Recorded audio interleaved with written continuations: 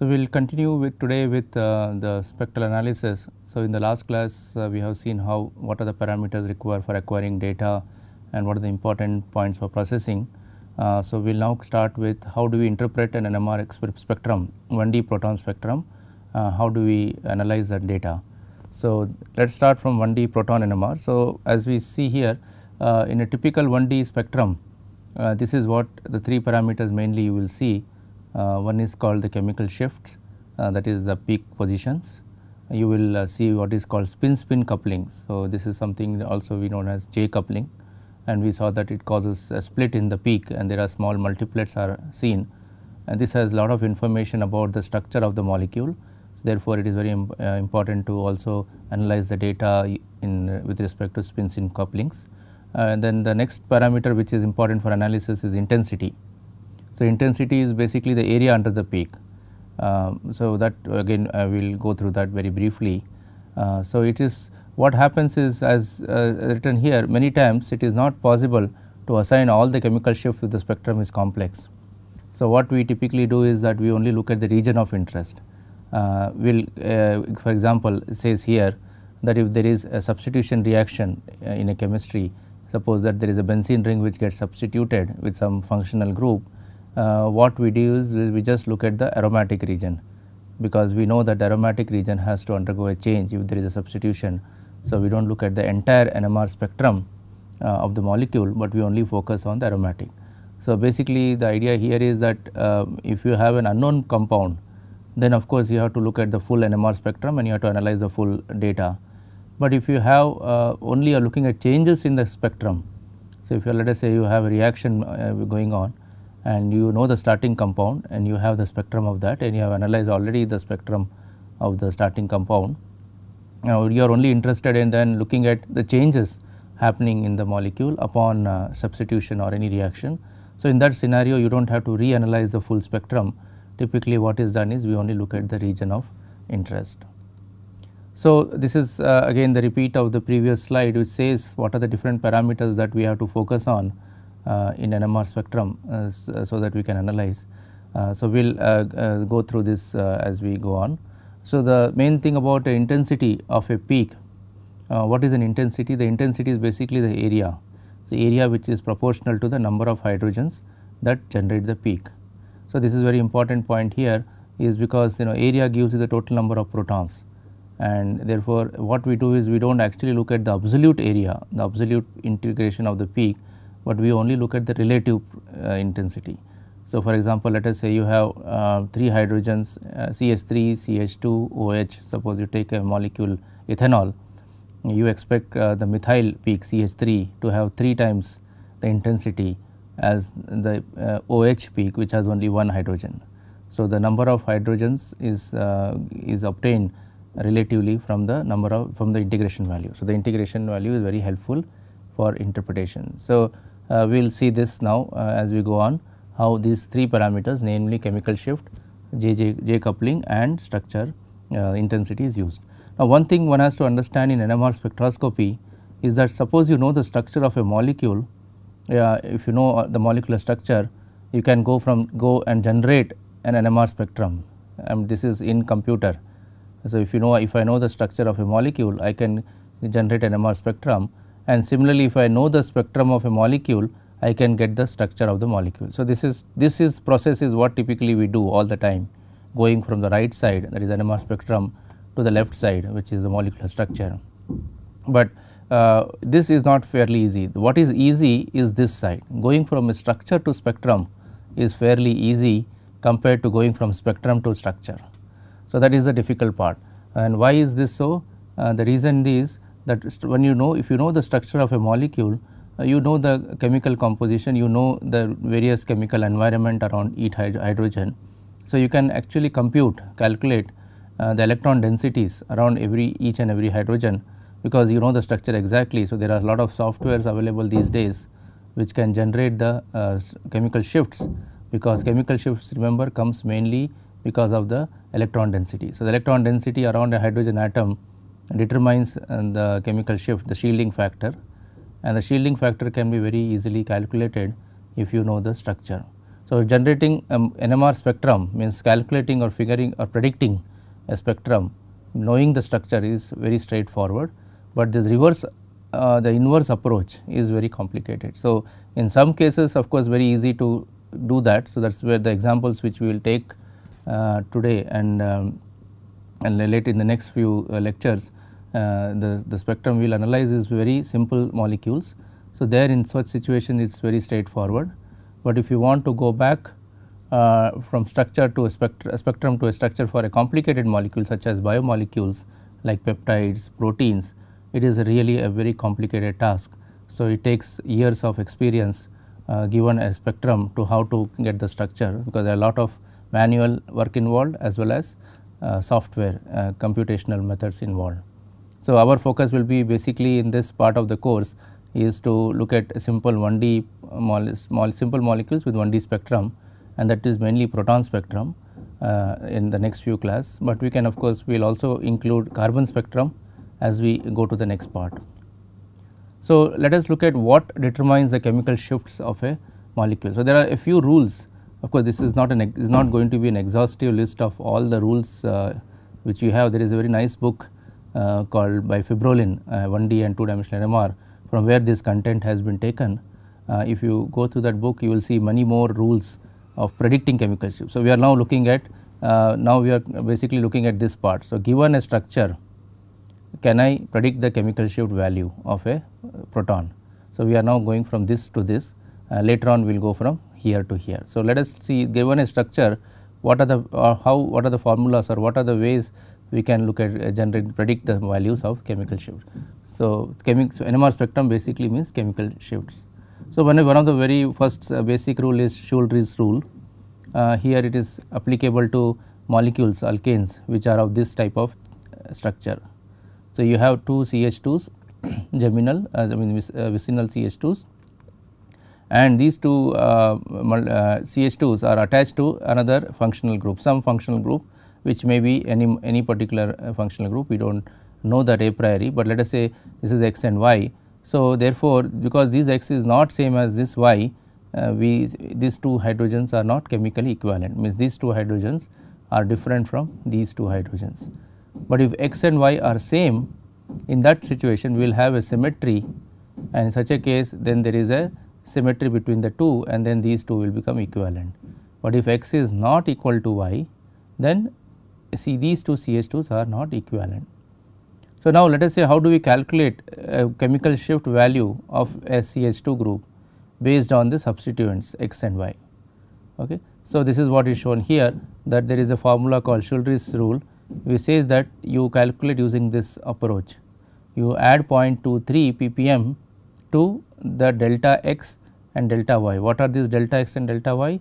There is delta is a contribution to the chemical shift from X and Y substituent. So, this is given in this table. Of course, remember this table is again not exhaustive as written here. You can actually get more exhaustive list from this particular book. So, you can see here, for example, if I have a substituent CH3 on X, and then what I have to do is simply add 0.47 to 0.23 for this particular, depending on what is X. Similarly, if I have Y, another CH3, then I have to basically again add this, or if I have some other group. So, because we are assuming that X is not same as Y, if I take some other substituent for Y, let us say I take this carboxylate or ester group, ester moiety, then I have to add 1.5 ppm to 0.23. So, that means for a CH2 group here, if X is CH3 and Y is COOR, then you will be getting a value for this CH2 like this 0.23 plus 0.47 plus 1.55. So, this is basically how we can calculate for any given functional group for X and Y, and then predict the value of CH2. The same thing can be done for this CH2 as well. Of course, this delta contribution it changes whether X is here or here. For example, this is 2 bonds away. So, therefore, the delta Y what is given here delta is basically for 1 bond contribution. For 2 bond contribution it will be little less, and in this book you will get more details on that. But the take home from this slide essentially is there are well defined ways to calculate the chemical shift of a proton based on very simple ideas and simple rule, provided you know the structure of the molecule. So, let us look at some examples of this case. Let us say we have an amino acid called glycine. In a glycine, you can see here the X is COOH and the Y is NRR. So, if I want to calculate the chemical shift of this CH2, then what I will do, I will use this Schulrich's rule and you would add this 0.23 and then you add 1.55. We saw that for COOH in the previous slide, and 1.5 for NRR, 1.57. So, you will get around 3.35. And interestingly, it turns out that then experimentally, when you actually record a spectrum 1D proton spectrum of glycine, you will get a value around 3.5. So, you see it is pretty well very much matching within error, a little bit of error with the chemical shift. So, you can see this this is a theoretical prediction. So, what we are doing here, we are theoretically predicting the value of the chemical shift based on the rules, and that seems to match very well with the. So, this is an empirical formula. Now, there is another rule called Pascal-Meyer-Simon rule, where you can use, again this is now meant for molecules which have some structures like this. Okay. And in this particular situation, again if you look at this hydrogen atom, you are trying to calculate the chemical shift of this hydrogen. It depends on what are the substituents present here, here and in this geminal position and cis and trans. So, you can see this is how we calculate. You take you add 5 point, this is a constant, take a 5 point, all these are derived empirically based on the observed spectrum and a large database, large number of molecules spectrum which were recorded, and then from there it has been calculated. So, again this is taken from this book by Horst Fribrolin, and that book has many more details, substituent values given. So, here, so let us take this particular case. So, you have 5.28 plus you add the delta geminal. So, depending on what is present in the geminal from this list here, you take this contributions. For example, let us say this hydrogen is present in a geminal position here. So, in this molecule if there is a hydrogen, nothing is added to this, that means it is 5.28 remains as such. So, it does not contribute to the chemical shift of this hydrogen, I mean to this formula. Then you have a cis here, delta cis, that is it is a cis position, again hydrogen does not contribute, and similarly trans. So, basically if you have all these substituents as hydrogen, there is no substituent, it is all hydrogen, this is basically ethylene. And if you recollect ethylene molecule, we saw the chemical shift was around 5.23 or 5.28, which is shown here. Okay. So, that is a pure ethylene, but now you start substituting different functional groups, then you have to use this table to calculate the contribution of each of these groups to the total chemical shift value. So, let us take for example here methyl. So, if I have a methyl here and a methyl here.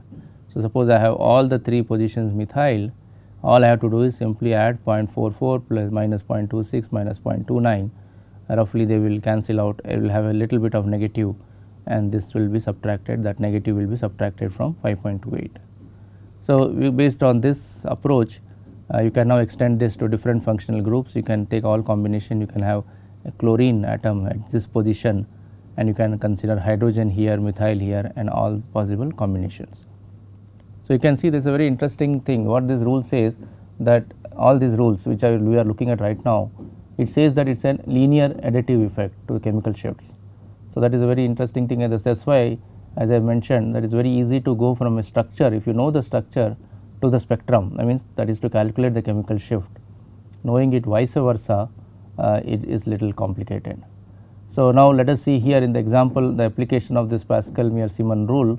You can see here that in this particular case there are phenyl substituents, phenyl group, benzene rings, phenyl groups on this cis position, geminal position and the trans position, whereas hydrogen is here. So, based on this previous slide here, you can see for the phenyl group what are the contributions to be taken into account based on their position, and hydrogen also we know what is the values to be added.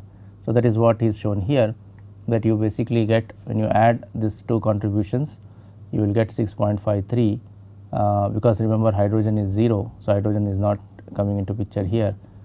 So, this is 6.5 and this very well matches very nicely with the experimentally observed value.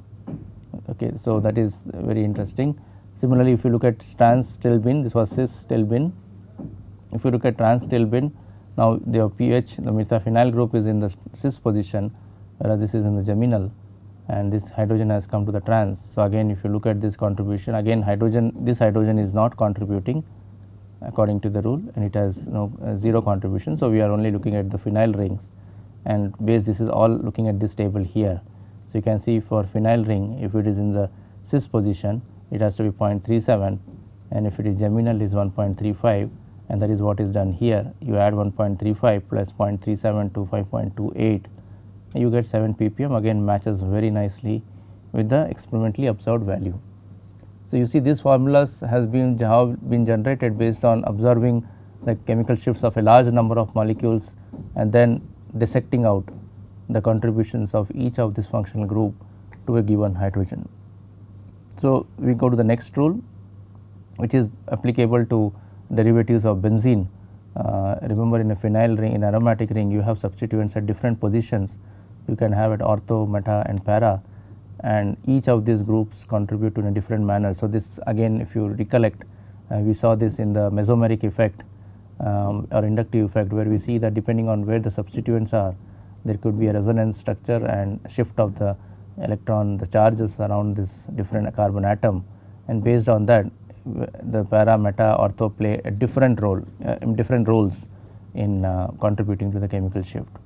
So, therefore, here also you can see that for a given substituent in this column, its contribution when it is present in different position has been written here, shown here, and they are all different values. So, you see the same CH3 group, whether it is in the ortho position or meta or para, it has slightly different contributions to the total chemical shift. Same thing with the OH, it is depending on very differently. So, if it is in meta, its contribution is very much different from ortho and para. Typically, ortho and para contribute to the similar order, whereas meta you will see in many cases are widely different. So, this is typically the trend we see, that the ortho and para position contribute to this position, this hydrogen atom in a similar order, whereas meta has a completely different contribution. So, we can just simply add up all these values depending on where it is present, and we can calculate. So, 7.27 is basically the standard here when all the substituents, there is no substituent and all are hydrogens, protons. So, when the all are protons, basically it becomes a pure benzene ring, and a benzene has chemical shift of this. So, that is why when you have hydrogens, you have to make it 0. There is no contribution of hydrogens here to this chemical shift. It will be already taken into account into this value, and that is 0.27. So, let us see some calculation, some examples of this case. So, you can see this is para nitronisole. Here you can see this now nitro group is in the para position, and we are trying to now calculate the chemical shift of these hydrogens. So, we are looking at these hydrogens and these 2 hydrogens. So, you can see for calculating for number 2, now 2, as when you look at hydrogen in position 2, now we are looking at the contribution of OCH3, which is ortho to 2, and it is meta for NO2. Okay. So, similarly, it is the same for 6. When you look at 6, these 2 are now chemically equivalent. So, we consider them together, they are one chemical shift because of a symmetry axis here. So, these 2 are equivalent. Similarly, 3 and 5 are equivalent.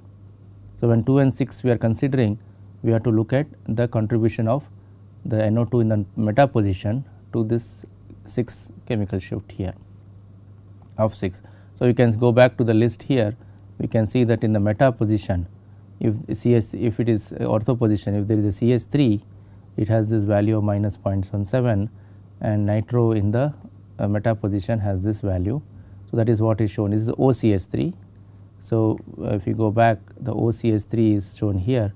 So, in the ortho position, you have to take into account this number here, minus 0.43, and for nitro in the meta position, it is 0.17, and that is what is done here, minus 0.43 plus 0.17. So, 7.27 was our base value. So, you get 7.0, which is again very close to what you expect experimentally.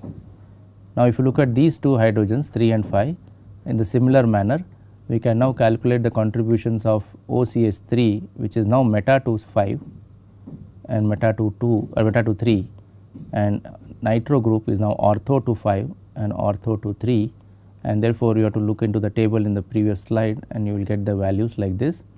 So, if you add all of them you get say 8.13 and again very close to the experimentally. So, typically of course, the rule of thumb in NMR is generally 0.02 or 0.03 in proton values are within the error.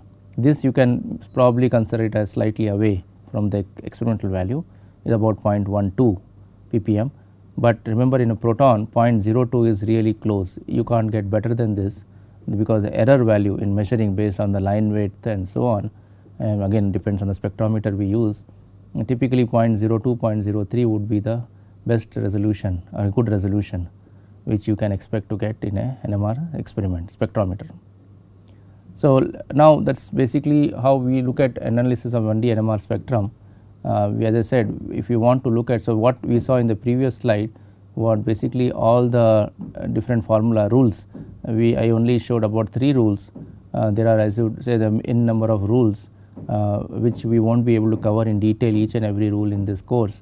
Therefore, I would strongly recommend to go through this book by Horst Febrohlin and many other books have these formulas, and this is a good database. It is like a reference formula, you do not have to memorize them, but one can keep them in their in your handbook as a reference.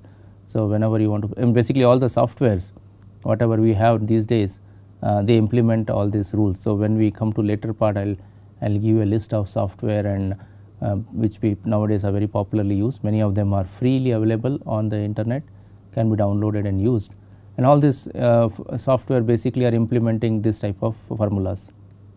So, now we will now come to the second part where we will given a spectrum, can we predict the structure. So, this is the reverse approach. So, in the previous approach was given a structure already given, if I know the structure can I predict the chemical shift value, and that is very easy as I said. But if you know the structures spectrum and you want to get to the structure, that is not straightforward.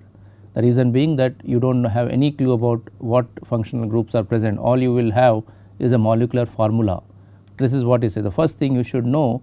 If you want to go from a spectrum to structure, you should very well be aware of the molecular formula. Without molecular formula, it is very difficult to figure out what the structure could be. So, one should have at least a basic idea or accurate idea about the molecular formula.